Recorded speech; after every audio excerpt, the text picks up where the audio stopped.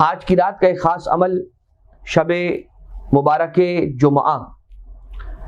سورہ واقعہ کی تلاوت کرنا بہت زیادہ تاکید کے ساتھ روایتوں میں اس کا حکم آیا ہے۔ جو شخص ہر شب جمعہ، ہر تھرسڈے نائٹ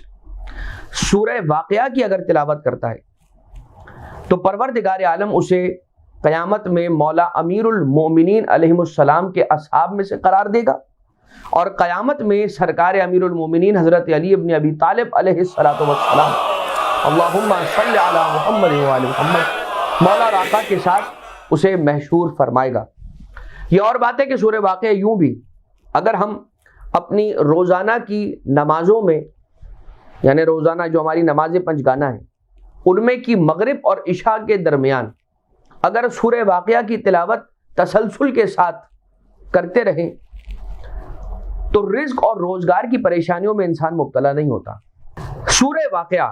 کی تلاوت شب جمعہ ضرور فرمائیں، اور شب جمعہ اور روز جمعہ کے اعمال میں سب سے افضل عمل، سب سے زیادہ فضیلت والا عمل یہ ہے کہ انسان محمد و آل محمد علیہ السلام پر درود کثرت کے ساتھ تلاوت کرے۔ اللہم صلی علی محمد و آل محمد۔ اذان محترم، یوں تو درود کی کیا فضائل آپ کی خدمت میں بیان کیے جائیں، اگر آپ کی ہماری کوئی شے کھو جائے، نہ مل رہی ہو، درود کی تلاوت کیجیے۔ روایت ہے امام معصوم علیہ السلام کی کہ مولا ارشاد فرماتے ہیں کہ اگر کوئی ایسا شخص ہے کہ جس کے اتنے گناہ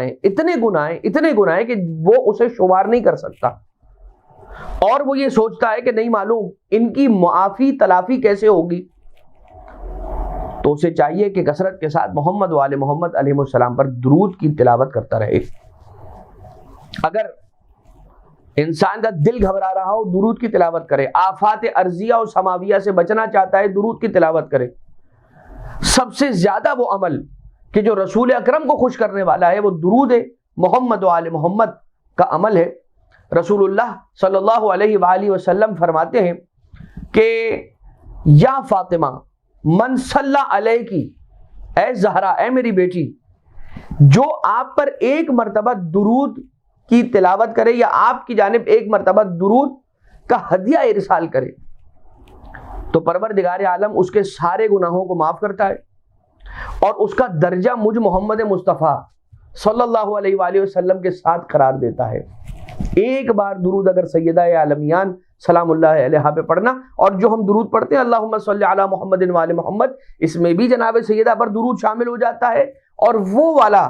صلوات خاصہ بر حضرت فاطمہ زہرا سلام اللہ علیہا کہ اللہم صلی علی فاطمہ و ابیہا و بعلہا و بنیہا والسر المستودع فیہا عدد ما احاط به علمک و احصا به کتابک۔ لہذا شب جمعہ اور روز جمعہ میں سب سے افضل عمل کثرت کے ساتھ انسان 1000 مرتبہ آیا ہے روایتوں میں کہ 1000 مرتبہ پڑھے، لیکن 1000 مرتبہ پڑھنے سے مراد یہ نہیں ہے کہ 1000 ٹائمز پڑھے اور بس کر دے،